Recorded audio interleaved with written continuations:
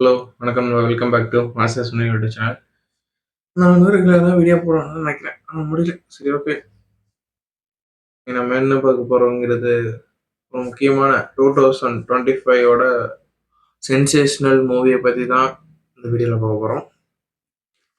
Okay. இந்த sensational movie name வந்து கூலி. லோகேஷ் கனகராஜ் டைரக்ஷன். அந்த லோகேஷ் கனகராஜ் பத்தி சொல்லவே தேவையில்ல. அது மட்டும் இல்லாம இதோட ஆக்டர்ஸ்ல இருக்கிறவங்கள பத்தியும் நிறைய பேர்த்த பத்தி சொல்லவும் தேவை. எல்லாருமே ரொம்ப ஃபேமஸ் ஆனவங்க. ஒரு பக்கம் பார்த்தா சூப்பர் ஸ்டார் ரஜினிகாந்த், அப்புறம் உபேந்திரா, அப்புறம் நாகார்ஜுனா, அது போக அமீர் கான், அது போக சோபின், அது போக ஸ்ருதிஹாசன், சத்யராஜ், இத்தனை பேர் குழுவோட நடிச்சுக்கிற படம் தான் கூலி படம். அந்த கூலி படத்தோட ஹைப் வந்து பார்த்தீங்கன்னா, கிட்டத்தட்ட அனிருத் இருக்கிற ஒரு 3 சாங் போட்டதுக்கப்புறம் அந்த படத்தோட ஹைப் வந்து வேற லெவலா இன்க்ரீஸ் ஆயிடுது. சரி, இந்த படத்தோட ட்ரெய்லரோட டீகோடிங் அண்ட் ரிவ்யூ பார்த்துருவோம் ஒரே வீடியோ. மற்ற சேனல் மாதிரி நான் உங்களை ஏமாத்த மாட்டேன். ரிவ்யூ ரியாக்ஷன் தனியா, அப்புறம் டீகோடிங் தனியா. ஆக்சுவலா டைம் இல்ல. அதனால தான் மறுபடியும் ஒட்டுக்கா போடுறேன். சரி, ஓகே. போலாமா?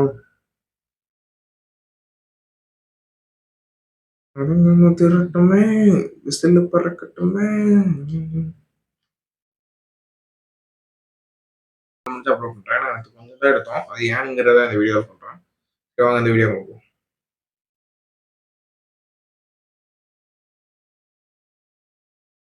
அது வேற. ஸ்டார்டிங்ல நாகார்ஜுனா வாய்ஸ் குடுக்குறாங்களா? ஸ்ருதிஹாசன் இன்ட்ரோ பண்ணிட்டாங்க.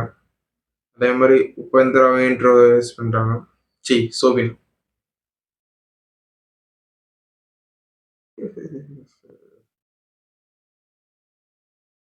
அமீர் கான காட்டுறாங்க.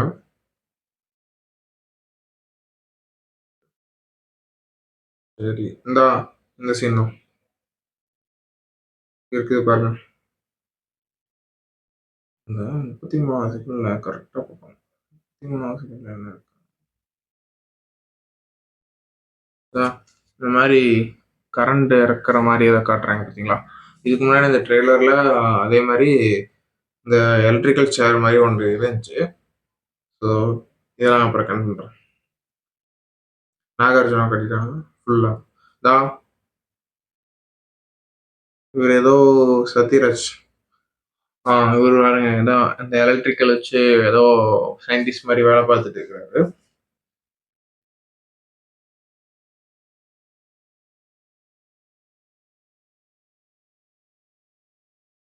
அந்த 14,400 பேத்துல அவருக்கு தேவை அந்த ஒரு கூலி. யார் அந்த கூலி? ஸோ கூலி படத்தோட டைட்டில் வச்சே கண்டுபிடிச்சிருப்பீங்க யார் அந்த கூலியா இருக்கலாம்னு. மேபி உங்க கெஸ் கரெக்ட்டா இருக்கலாம். இல்ல என் கெஸ் கரெக்ட்டா இருக்கலாம். மேபி அது மாறி இருக்கலாம். எப்படி வேணா இருக்கலாம். சரி, சீக்கிரம் தான் இதெல்லாம் அந்த ஃபிளாஷ்பேக் சீன்ஸ காட்டுறாங்க. ஃபிளாஷ்பேக் சீன்ஸ் காட்டுறாங்க. இதே மாரி அந்த ட்ரெய்லரோட கடைசியில எல்லாரும் ட்ரெய்லர் பார்த்தீங்கன்னா தெரியும். ரஜினி சார் அப்படியே அந்த நெகட்டிவ் சைட காட்டியிருப்பாங்க. இந்த இந்த யூனிஃபார்ம் பார்த்துக்கோங்க. இந்த யூனிஃபார்ம் நல்லா பார்த்துக்கோங்க. இந்த யூனிஃபார்ம் பார்த்துட்டீங்களா? அப்படியே இந்த இது வந்து 1981ல வந்த தீ படத்தோட காஸ்டியூம். அதே இடத்துல இந்த படத்திலேயே அவர் கூலியா தான் இருப்பாரு. இந்த 786ன்னு ஒரு நம்பர் போட்டிருக்கார்ல, அந்த மாரி போட்டிருப்பாரு. சரி, இப்ப இந்த படத்துலயும் அவருக்கு ஒரு நம்பர் குடுத்துருக்காங்க. அது வந்து லோகேஷ் கனகராஜே ஒரு இன்டர்வியூல சொல்லியிருப்பாரு. என் ஃபாதரோட நம்பர் அந்த மாரி சொல்லியிருப்பாரு. சரி, ஓகே.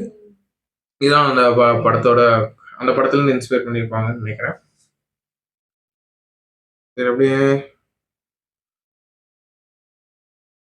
நான் சொன்னபடியே தான் நான் இதுதான் அந்த அந்த ட்ரெய்லர்ல காட்டுன அந்த எலக்ட்ரிக்கல் சேர்.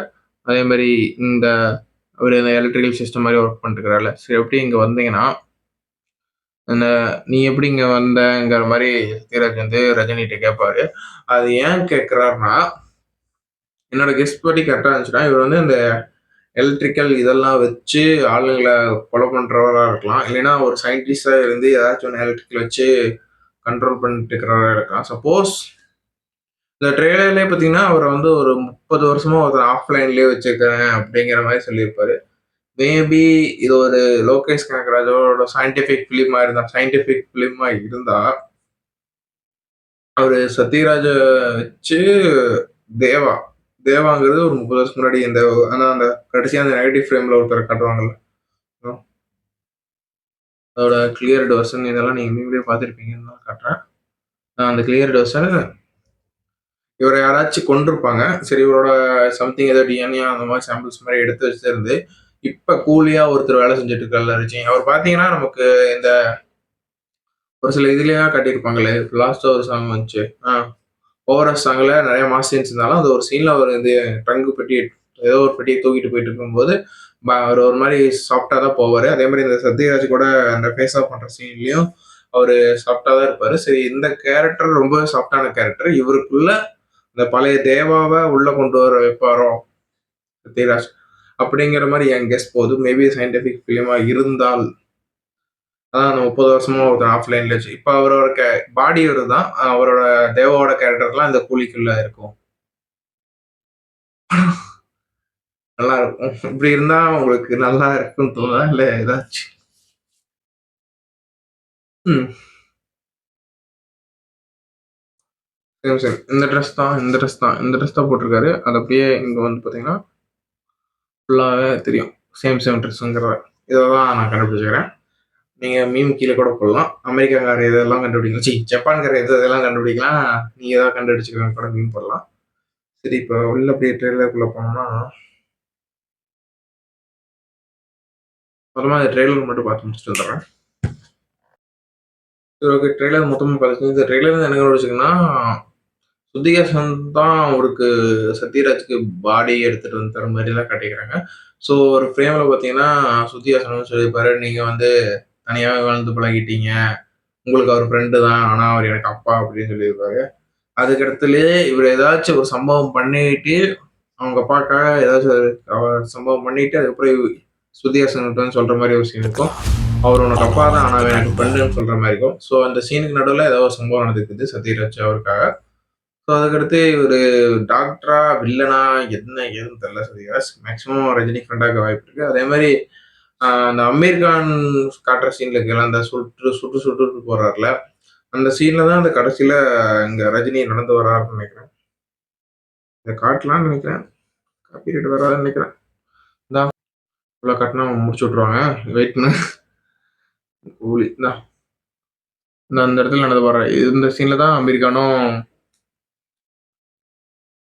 அந்த இடத்துல சுட்டுட்டே போயிருக்காரு. சொல்லுவாரு, "இந்த தேவாவ பத்தி தெரிஞ்சிருந்தும் என்கிட்டயே வேலை எடுக்கலன்னு" சொல்லுவாரு. ஸோ ஆஸ் யூசுவல் ட்ரெய்லர் வந்து பார்த்தீங்கன்னா, ஆஹா! ஓஹோ! அப்படின்னு சொல்ற அளவுக்குலாம் இல்ல. ஒரு நார்மலான ட்ரெய்லரா தான் இருக்குது. ஏன்னா, இதுக்கு முன்னாடி ஹைப்பா ஏத்த வேண்டாம்னு நெனச்சிருக்காங்களா? என்ன ஏதுன்னு தெரியல. ஆ 3 பார்ட் கிரியேட் பண்ண ஹைப்பு இந்த ட்ரெய்லர் கிரியேட் பண்ணியிருக்கான்னு கேட்டாங்கன்னா இல்ல.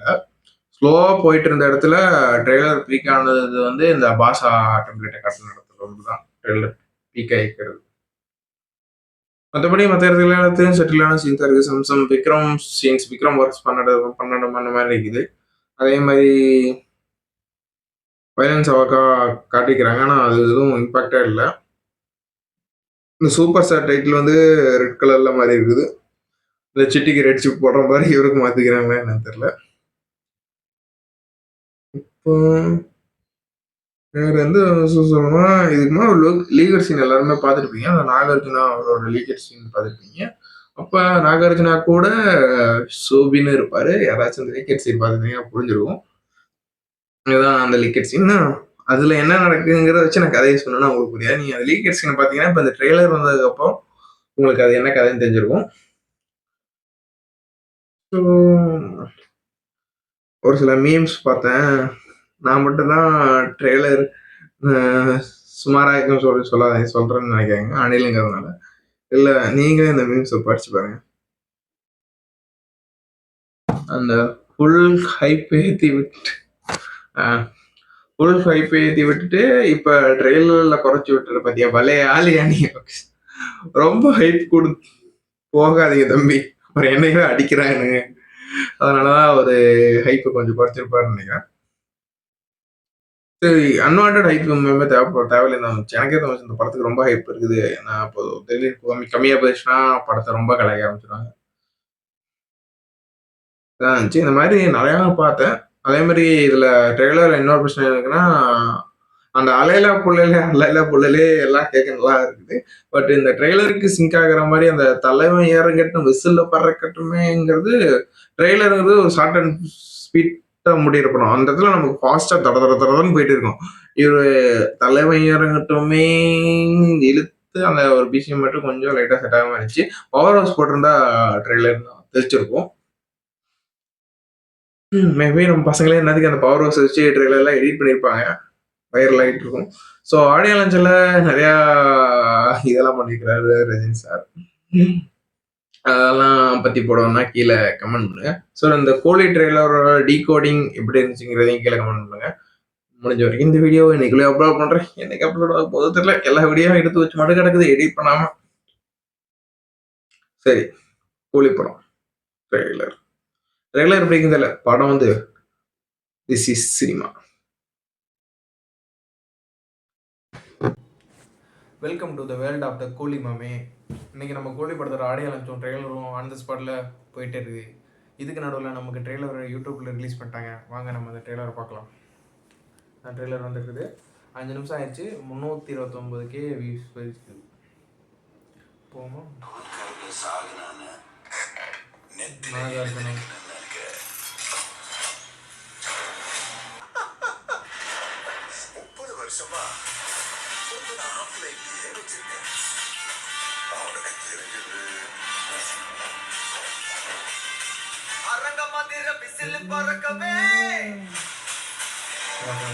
Red colour